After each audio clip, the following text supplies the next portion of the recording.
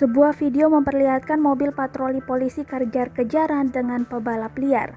Dalam video yang diunggah salah satu akun anonim @kudusviral, sebuah mobil patroli polisi membubarkan diduga aksi balap liar di Jalan Lingkar Barat Kudus.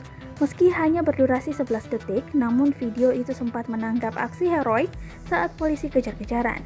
Diawali dengan dua pemotor yang berjalan beriringan. Satu pemotornya berboncengan, sedang yang satunya jalan sendirian. Tiba-tiba ada mobil patroli polisi dari arah belakang mendekati dua pemotor tersebut. Belum juga menegur, pemotor tersebut melarikan diri. Mobil polisi coba mengejar dan menghentikan pemotor itu. Bahkan, salah satu pemotor sempat menuntun kendaraannya lalu berlari. Tak hanya itu, kerumunan yang diduga balap liar nampak bubar ketika polisi datang. Postingan yang diunggah Rabu 14 April 2021 malam itu sudah ditonton belasan ribu kali dan menuai beragam komentar.